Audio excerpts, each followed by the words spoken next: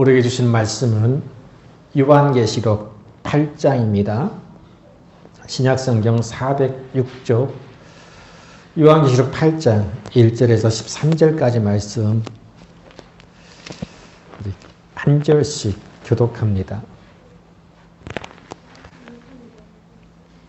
네, 신약성경 406페이지 요한계시록 8장 1절에서 13절까지입니다. 일곱째 인을 떼실 때에 하늘이 반시간쯤 고요하더니 내가 보매 하나님 앞에 일곱 천사가 서 있어 일곱 나팔을 받았더라.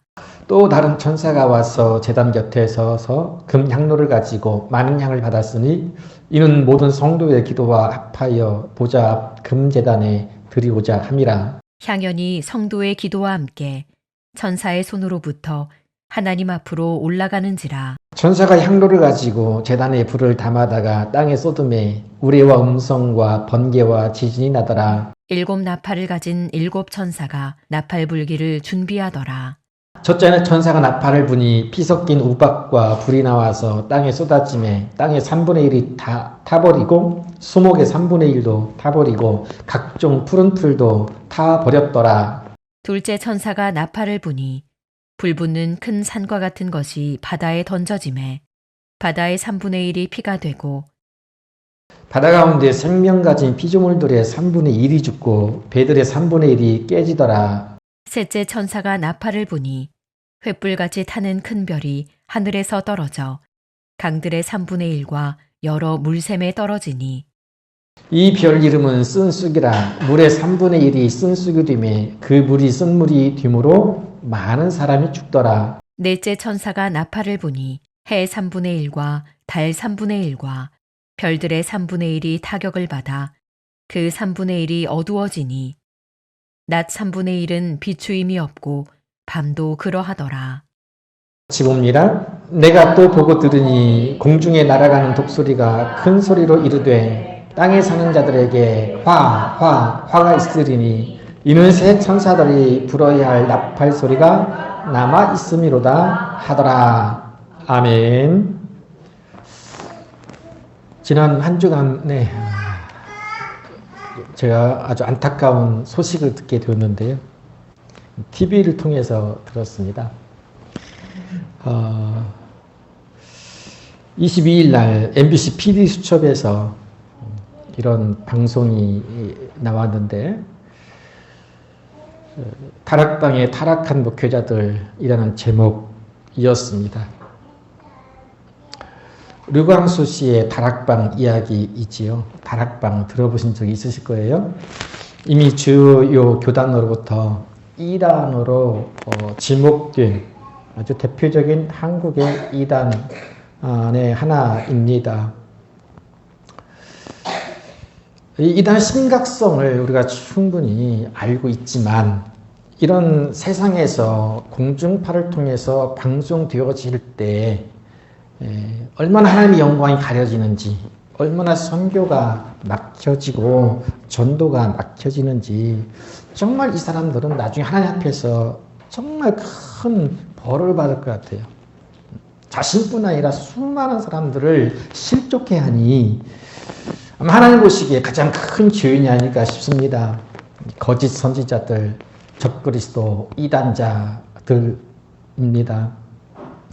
우리가 요한계시록 6장에서 예수님께서 두루마리에서 첫 번째 인을 떼실 때 나타난 게 거짓 그리스도, 적그리스도라고 말씀드렸잖아요.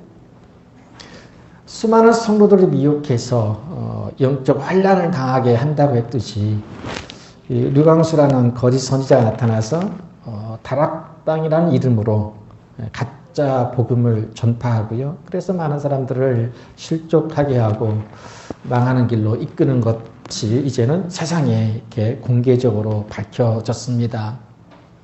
제목을 보면 다락방에 타락한 목회자들, 그죠? 같은 목회자 입장에서 많이 부끄럽고 죄송한 마음이 큽니다. 이 다락방의 거짓 선지자들이라고 해도 무방합니다. 왜냐하면 그들은 가짜 복음과 그리고 육체적, 물질적 타락으로 수많은 사람들을 시험 들게 하고 실족하게 하고 하나님과 교회를 떠나게 하고요. 결국은 망하는 길로 내몰고 있기 때문입니다. 간단하게 영상 하나 보고 한번 보겠습니다. 그들의 주장이 얼마나 잘못되었는지. 여러분들이 문제가 해결되는 사람은 이상한 짓을 하잖아요. 즉각 하나님이 즉각 지워버려요. 아시겠어요? 여러분들이 바로 막 이상한 범죄를 했어. 바로 지워버린다니까요. 그러니까 나머지의 간섭을 하면 안 돼. 아셨어요? 지웠는데 왜 자기가 간섭해요? 자기는 죄 없나? 이들을 보면 명백히 성경과 반하는 주장을 하고 있음을 보게 됩니다. 사람이 죄를 지으면 하나님 즉각 지워주신대요. 회개와 상관없이. 그리고 내가 죄를 지은 것은 마귀에게 속은 것이니까 모든 책임 다 마귀에게 있다. 그래서 내가 죄를 짓고 내가 회개하는 것이 아니라 마귀에게 속은 것이다 라고 깨달으면 그것으로 끝이라고 하는 주장이에요. 이건 엄청난 범죄이죠. 하나님의 말씀을 자의적으로 해석하는 거예요. 그러니까 우리가 딱 보면 잘 구분하는 것이 힘듭니다. 그래서 특별히 우리가 영적 분별력을 가지는 것이 너무너무 중요하고요. 또 올바르게 신앙생활을 하는 것이 그런 모든 이단으로부터 승리할 수 있는 길이다라고 여겨집니다. 그러니까 구원파 같죠. 구원 받았으니까 이후로 어떤 죄를 저질러도 괜찮다. 실제로 그 다락방 교회 목회자가 아주 큰 성적 범죄를 지었는데 피해자는 상관없어요. 그 사람이 내가 마귀에게 속았습니다 라고 하니까 그러면 됐다. 용서한다 라고 지금도 목회를 계속하고 있는 모습도 보게 되었습니다. 이 다락방의 문제를 깨닫고 이 100여 명의 목회자들이 탈퇴를 하고요. 그리고 류광수에게 피해를 당한 사람들이 나타나서 증언함으로 다락방이 얼마나 잘못되었는지를 세상에 밝힌 것은 그나마 다행스럽지만 아마 이들의 거짓된 주장은 결코 사라지지 않을 것이고 이런 거짓 선지자들은 끊임없이 나타날 것입니다. 그래서 요한일서 4장 1절 사랑하는 자들아 영을 다 믿지 말고 오직 영들이 하나님께 속하였나 분별하라. 많은 거짓 선지자가 세상에 나왔습니다. 이 말씀을 기억하시고 말씀이 주는 지혜와 온전한 믿음으로 거짓 선지자를 분별하여서 이 마지막까지 믿음을 잘 지켜나갈 수 있기를 이 시간 서로 축복하겠습니다. 걸어가신 우리 하나님 아버지와 주 예수 그리스도로부터 은혜와 평강이 있기를 축복합니다. 네, 감사합니다. 우리가 지금까지 요한계시록 1장에서 7장까지 쭉 보아왔습니다. 어려운 내용이기도 하지만 제가 말씀드렸잖아요.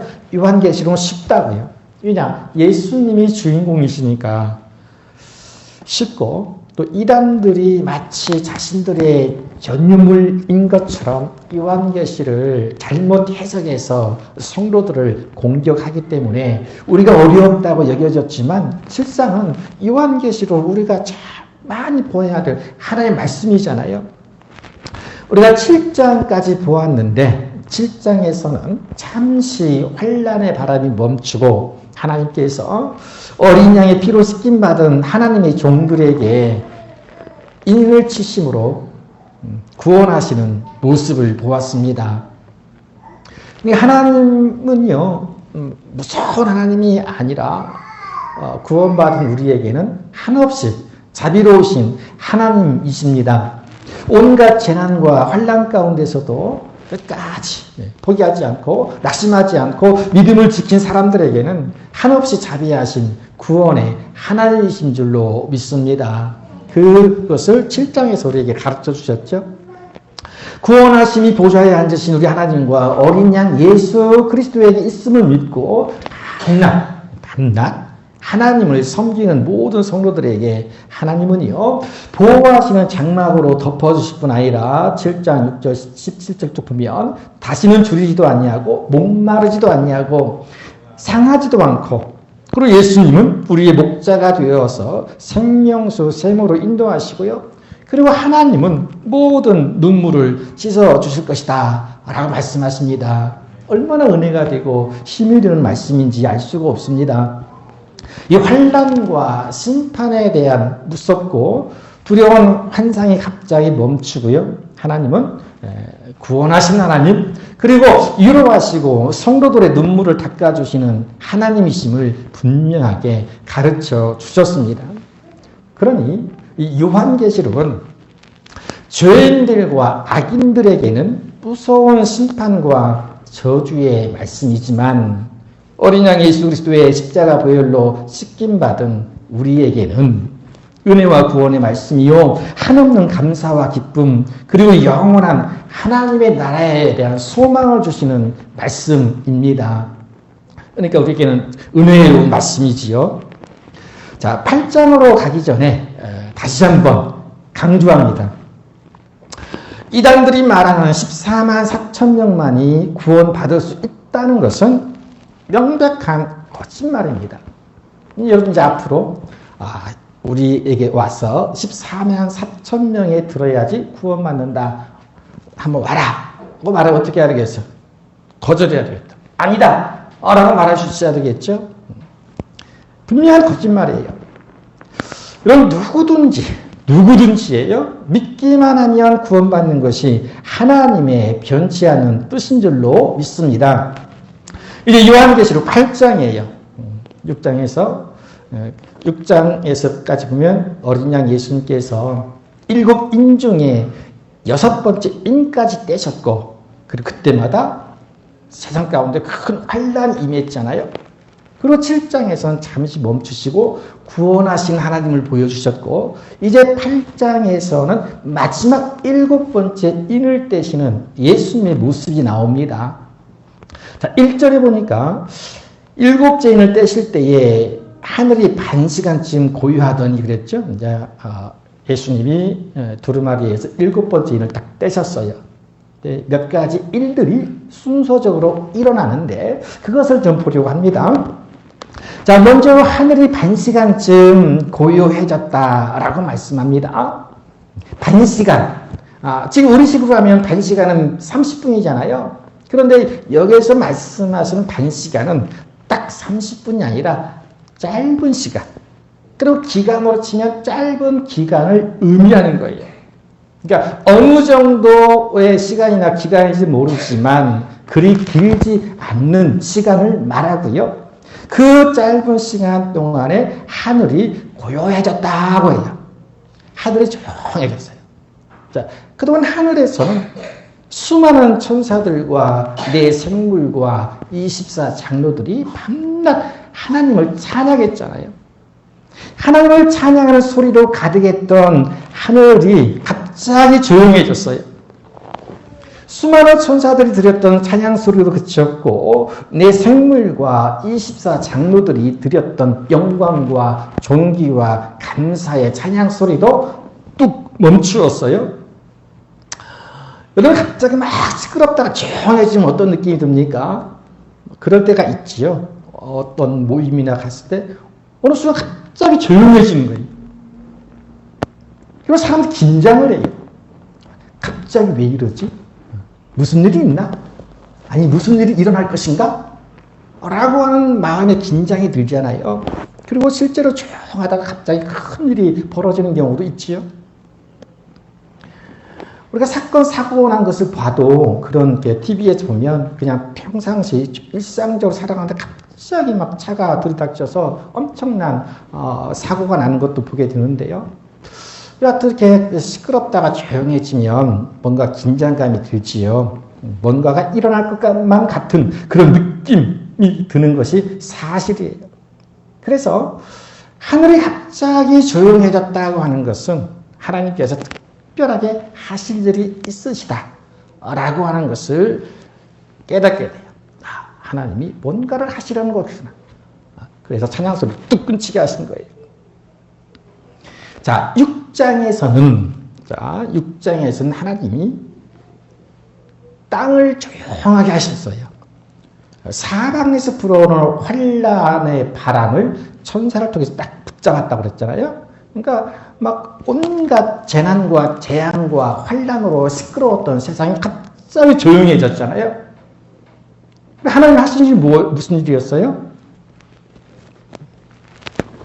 성도들의 환란을 멈추게 하시고 구원하시는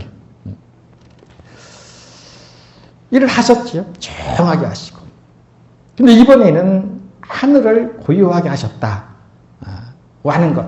역시나 하나님이 무엇인가 특별한 일을 하시려는 거죠. 자, 말씀을 이어서 보면, 자, 하늘이 고요해지고 나서 하나님 앞에 7 천사가 7 나팔을 받는 것을 요한이 봅니다. 자, 이거는 환상이에요. 환상 가운데 보는 거예요. 7 천사가 7 나팔을 받았습니다. 자, 또다시 7 재앙과 환란이 있을 것임을 암시하는 부분이죠. 6장에서는 7 인이었고 8장에서는 7 나팔이었어요.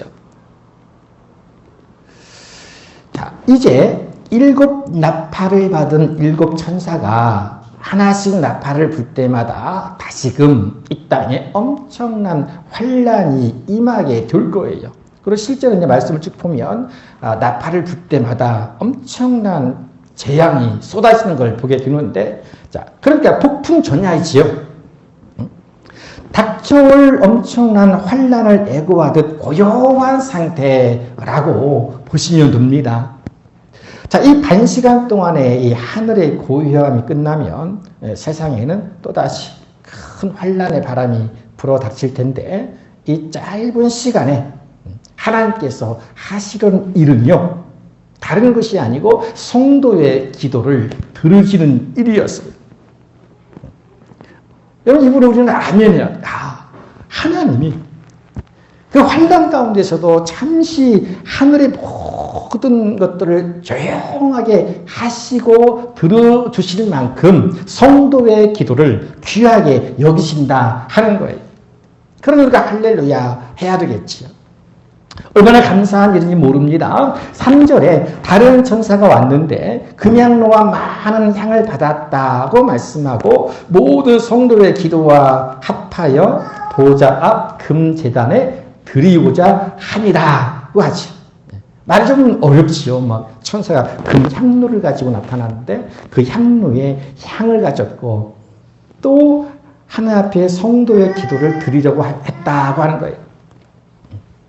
자, 이 말씀을 보면요, 금향로가 있죠. 우리가 지금도 이제 뭐 이렇게 제사할 때 보면 향을 피우잖아요. 대체적으로 구약시대 때 여러 종교도 마찬가지고 향을 피우는 그런 의식이 있어요.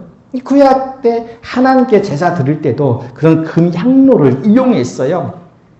구약시대 때 하나님께 제사 드릴 때 쓰는 도구인데 제사장이 이제 제단에서 숯을 금향로에 넣고 숯을 넣고요. 숯을 넣으면 이제 연기가 피어오르겠죠. 거기에 향을 좀 첨가해요. 그러면 향의 냄새가 나겠죠. 연기가 하늘로 올라가요. 자, 그럴 때 제사장은 그 금향로를 흔들면서 백성들을 위해 기도했습니다. 그러니까 무슨 의미냐면 향로에서 피어오르는 연기, 즉 향연이 하늘로 올라갈 때 성도를 위한 기도도 같이 올라간다 라고 하는 의미예요. 그러니까 4절 말씀에 보면 이렇게 말씀하고 있죠. 향연이 성도의 기도와 함께 천사의 손으로부터 누구 앞으로? 하나님 앞으로 올라가는지라 그랬어요. 아무리 힘들고 어려워도 어떤 고난이나 환난이라도 기도를 포기해야 할 아무런 이유가 되지 못합니다. 오히려 영적 유비부 아닌 기도인 것을 깨닫는 것이 큰 은혜라는 거예요. 왜냐하면 기도할 수 없을 때에 기도하고 감사하지 못할 때에 감사하는 그 성도의 기도와 감사를 받으신 분이 우리 하나님이시기 때문에 그렇습니다. 하나님은요, 우리 기도할 때 그 기도를 천사의 애를 통해서 받으신다라고 하는 거예요. 사랑하는 성도 여러분, 마지막 시대를 살아가는 이때에 환난과 어려움 속에서도 낙심하지 않고 또 포기하지 않고 기도할 때에 그 기도를 천사들이 금 향로에 담아서 하나님께 올려드리는 줄 믿으시고 더 기도하기에 힘쓰시는 저 여러분 되시기를 주님의 이름으로 간절히 축복합니다. 자, 5절에 보면요, 성도들의 기도를 하나님께 올려드린 천사가 이번에는 그 향로에 제단에 불을 담아다가 땅에 쏟으니 우레와 음성과 지진이 나더라고 말씀합니다. 같은 천사예요. 같은 향로에 처음에는 성도들의 기도를 담아서 하나님께 올려드렸고 이번에는 불을 담아서 땅에 쏟았다 그랬어요. 그랬더니 우레와 음성과 지진이 났다 라고 하는데 곧 하나님의 심판이 임할 것이다, 땅에 쏟아질 것이다 라고 하는 것을 의미하는 거예요. 자, 성도들의 기도를 하나님께 올려드리는 도구인 금향로가 이번에는 어떤 도구로 쓰임받았어요? 땅에 환난을 내리는 심판의 도구가 되었어요. 택하신 백성들 그리고 성도들을 구원하시고 성도들의 기도를 들어주신 분도 하나님이시고요. 그리고 죄인들과 악인들도 가득 찬 세상을 심판하시는 분도 하나님이심을 알 수가 있습니다. 하나님께서는 천사들의 찬송도 받으시는 분이시지만 땅에서 환난과 어려움 속에서도 인내하며 믿음으로 드리는 성도들의 기도를 더 귀하게 여기시기 때문에 이 천사들의 찬송을 잠시 멈추게 하시고요. 먼저 성도들의 기도를 들어주시는 줄로 믿습니다. 그래서 또 6절에 보면 환난과 심판의 순간이 올 것을 안 일곱 천사들이 뭐라고 합니까? 일곱 나팔부기를 준비하더라 그랬어요. 나팔 소리가 나는 거죠. 6절에 보면 일곱 나팔을 가진 일곱 천사가 나팔 불기를 준비하더라. 그러니까 천사가 이제 그 향로를 땅에 쏟을 때 우레와 음성과 지진이 나고 전조현상이죠. 하나님의 심판 임할 것이다 라고 하는 것을 알고 일곱 천사가 나팔 불 준비를 하는 거예요. 여기서도 나팔이라고 하는 악기 이름이 나오지요. 우리가 나팔이라고 하는데 이 나팔이라는 것도 여러 가지 의미가 있는 것을 보게 되는데요. 성경에서 나팔 소리, 구약 성경에 보면 나팔 부는 모습들이 여러 번 나옵니다. 그래서 이 나팔 소리는 적들이 침략했을 때 위험을 알리는 소리, 나팔을 불어서 적들이 침략한다는 것을 알려줘요. 그리고는 백성들을 모으는 소리이기도 하고요. 때로는 백성들을 흩트는 소리이기도 해요. 그러니까 나팔 소리도 약속을 해서 뭐 한 번 불면 모여라, 두 번 불면 흩어져라, 뭐 길게 불면 적들이 침략하고 있으니 준비하라, 뭐 이런 의미도 있고요. 특히나 이 나팔 소리는요, 하나님의 심판이 곧 있을 것이라는 신호로 사용되기도 했다고 하는 거예요. 그리고 이 신약 성경에 보면요, 나팔 소리가 어떤 데 들렸는지를 알 수가 있는데 데살로니가서 4장 16절 같이 합니다. 주께서 호령과 천사장의 소리와 하나님의 나팔 소리로 신이 하늘로부터 강림하시리니 그리스도 안에서 죽은 자들이 먼저 일어나고. 그러면 하나님 나팔 소리가 들릴 때 예수님이 오신다, 재림하신다, 강림하신다 그렇게. 그리고 동시에 부활과 휴거가 일어날 것이다 라고 하는 말씀이에요. 그리고 이 하나님의 나팔 소리는 하나님이 큰 일을 행하신다, 심판하신다, 마지막 때이다 라고 하는 의미가 있는 거예요. 여러분 찬송가 180장 한번 해보시겠어요? 찬송가 180장. 자, 180장 하나님의 나팔 소리라고 하는 제목의 찬송가 있죠. 우리 1절 한번 같이 읽어봅니다. 하나님의 나팔 소리 천지등등할 때에 예수 영광 중에 구름 타시고 천사들을 세계 만국 모든 곳에 보내어 구원받은 성도들 모으리. 2절 무덤 속에 잠자는 자 그때 다시 일어나 영화로운 부활 승리 얻으리. 주가 택한 모든 성도 구름 타고 올라가 공중에서 주의 얼굴 배우리. 3절 주님 다시 오실 날을 우리 알 수 없으니 항상 기도하고 깨어 있어서 기쁨으로 보좌 앞에 우리 나가서도록 그때까지 참고 기다리겠네. 아멘. 이 하나의 나팔 소리에 대한 아주 정확한 개념을 알 수가 있죠. 예수께서 강림하시고 부활과 휴거의 역사가 나타나는 것. 마지막 심판을 알리는 소리예요. 자, 본문에서도 이 하나님의 심판이 곧 임할 것이라는 신호로 나팔 소리가 사용되는 것을 보는 거예요. 자, 7절에 보면 자, 첫 번째 천사가 나팔을 크게 불지요. 자, 그랬더니 어떤 일이 일어나냐? 피 섞인 우박과 불이 나와서 막 땅에 쏟아졌다는 거예요. 땅이 3분의 1이 타버렸고 수목의 3분의 1과 풀들도 타버렸다고 말씀합니다. 그러니까 엄청난 자연재해죠.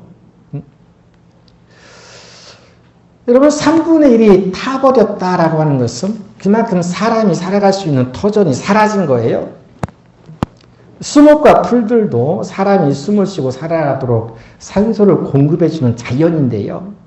그런 땅이 타고 그런 수목과 풀들이 탔다고 하는 것은 뭐 사람에 대한 직접적인 환란은 아니지만 사람의 생존을 아주 심각하게 위협하는 엄청난 자연재해예요. 자, 그 다음에 두 번째 나팔을 불죠. 두 번째 나팔을 불었더니 8절에 어떤 일이 일어납니까? 큰 불붙는 큰 산과 같은 것이 바다에 던져졌다. 바다의 3분의 1이 피가 되고 바다의 피조물들의 3분의 1이 죽고 배의 3분의 1이 깨졌다. 굉장히 생소한 용어들, 단어들이고 내용이잖아요. 저도 이 정확한 의미는 알 수 없습니다. 근데 우리가 바다에 대한 심판, 환란. 바다도 사람이 살아가는 터전의 일부이고요. 바다 역시 자연의 피조물의 하나이죠. 엄청난 자연재해가 일어나는 것. 그러니까 하나님 마지막 시대에 심판하실 때 그 징조가 뭐 지진이 엄청 자연적인 그런 재앙들이 있었잖아요. 아마 같은 연장선에서 우리가 이해하면 될 것 같아요. 바다 역시 사람이 살아가는데 매우 중요한 터전이니 아주 심각한 피해를 볼 수밖에 없겠죠. 그 다음에 세 번째 천사가 10절에 보면 또 나팔을 불지요. 근데 이번에는 횃불같이 큰 별이 하늘에서 떨어져서 강들의 3분의 1과 여러 산들에 떨어졌다. 근데 이 별의 이름이 뭐냐? 쓴쑥이다고 하는 거예요. 그리고 이것 때문에 물의 3분의 1이 쓴쑥이 되었고 이 물 때문에 많은 사람이 죽었다 말이에요. 직접적인 인간에 대한 환란과 심판이 시작되는 모습이죠. 이것도 보면요, 단순하게 어떤 이상현상, 어떤 지각변동, 자연재해로 우리가 이렇게 생각할 수 있지만 특별히 이 부분은 좀 더 다르게 해석하는 내용도 있더라고요. 보니까요. 제가 이제 여러 가지 해석 가운데 제가 그렇구나 하는 그런 걸 하나 소개를 하면요. 이렇습니다. 여기 보면 별이 나오잖아요. 별. 그러니까 별 하면 옛날부터 큰 인물들, 한 나라를 통치하는 위대한 임금이나 혹은 뭐 교회 지도자들을 의미한다고 해요. 근데 이 별이 어떻게 됐다고요? 떨어졌다. 불에 타서 떨어졌다라고 하는 것. 그러니까 큰 별인 같은 위대한 사람이, 위대한 지도자가 타락해서 적그리스도 이단자가 되었다라고 하는 거예요.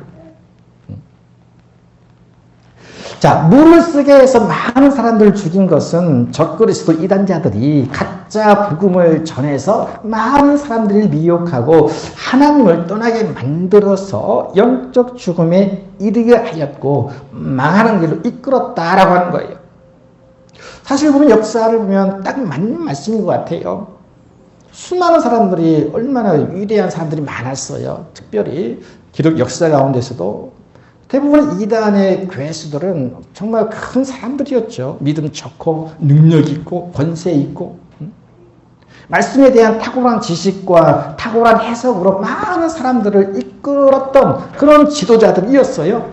근데 이들이 어떻게 됐다고요? 타락했다. 땅이 떨어졌어요. 쓴쑥이 되었어요.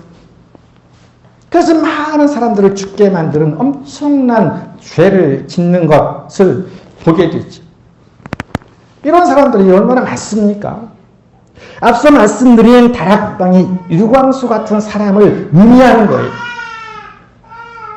요한계시록 7장 17절 같이 읽습니다. 이는 보좌 가운데 계신 어린 양이 그들의 목자가 되사 생명수 샘으로 인도하시고 하나님께서 그들의 눈에서 모든 눈물을 씻어주실 것입니다. 말씀하시는데요.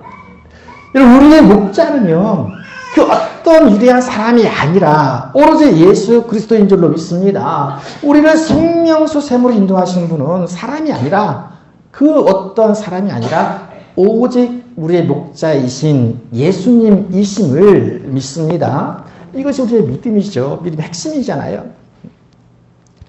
오로지 주님만이 우리의 목자가 되셔서 우리를 살리는 생명수 샘으로 인도하시는 분이십니다. 자, 네 번째 12절에 보면요. 넷째 천사가 나팔을 또 불었죠. 이번에도 큰 일이 일어납니다. 해 3분의 1, 달 3분의 1, 별들의 3분의 1이 타격을 받아 3분의 1이 어두워졌다. 어두워졌다. 흑암의 재앙이죠. 온 세상이 깜깜해지는 재앙이에요. 어떤 이유에서는 모르겠지만 이와 같은 3분의 1이 깜깜해졌어요. 이런 흑암의 재앙은 우리가 좀 익숙하지 않습니까? 이스라엘에 출애굽할 때 하나님께서 애굽에 내린 10가지 재앙 중 9번째가 흑암이었잖아요. 온통 깜깜하니까 살아갈 수가 없는 거죠. 사람에게 있어서 엄청난 재앙과 환난임에 틀림이 없습니다. 자, 이처럼 나팔을 불 때마다 땅 가운데 환난이 임하고 하나의 심판이 임하는 것을 보게 되는데요. 근데 마지막 13절에 보니까 요한이 또 보고 들었다고 하면서 하는 말이 공중에 날아가는 독수리가 큰 소리로 이르되 땅에 사는 자들에게 화가 있으니 이는 새 천사들이 불어야 할 나팔 소리가 남아 있음이로다 하더라 했어요. 그러니까 환난과 심판이 아직 끝나지 않았다는 거예요. 오히려 더 큰 환난과 심판이 기다리고 있다. 그래서 땅에 사는 사람들은 화가 있을 것이다 라고 하는 경고의 말씀으로 여겨집니다. 우리가 딱 봐도 정말 주님이 오실 날이 점점 가까이 왔다고 느낄 수 있을 정도 아마 환난은요 점진적으로 더 강화될 것입니다. 자, 그러니 중요한 것이 무엇이겠어요? 준비하는 거예요. 준비하는 것. 성경에도 아무런 준비 없다가 예수님 오셨을 때 예수님 영접하지 못하다가 버림받은 사람들 이야기로 나오잖아요. 항상 깨어있으라고 하셨잖아요. 준비하는 거예요. 유비무환이지요. 미리 준비되어 있으면 근심할 것이 없다는 말이에요. 우리가 살아가면서 미리 준비하는 것들이 많잖아요. 어려운 일을 대비해서 적금을 들고 아끼고 모으고 그러면 어때요? 나중에 어려운 일 생기면 그걸로 충분히 해결할 수 있잖아요. 건강을 위해서 열심히 운동하고 식이요법이나 여러 가지 방법을 동원하는 건 마찬가지예요. 유비무환이잖아요. 잘 준비하면 건강할 수 있잖아요. 우리 신앙의 유비무환도 필요하다고 하는 거예요. 환난이 있을 것을 미리 말씀해 주신 이유는요. 겁주고 협박하고 통제하고 다스리기 위함이 아니라고 말씀드렸잖아요. 미리 준비하라는 의미예요. 가짜 복음을 전하는 사람들, 거짓 선지자들, 타락한 목회자들은 이것을 통해서 사람들을 어떻게 통제하려고 해요. 무서운 하나님의 말씀을 통해서 사람들을 조종하려고 하는 거죠. 이거 분명히 가짜, 잘못된 거잖아요. 그런 말씀을 하는 것은 준비하라고 하는 거예요. 같이 준비하자라고 하는 의미입니다. 그래서 예수님이 깨어있어 기도하라, 근신하라. 베드로, 바울 다 마찬가지예요. 지금은 자다가 깰 때가 되었다. 깨어있어 기도해라. 쉬지 말고 기도해라. 왜 그래요? 준비하는 거예요. 그런 신앙의 유비무환이 필요하다. 그걸 깨닫자라고 하는 거지. 여러분, 환난 가운데서 하나님은요, 성도들의 기도를 들으시기 위해서 하늘까지라도 고요하게 하신 분이에요.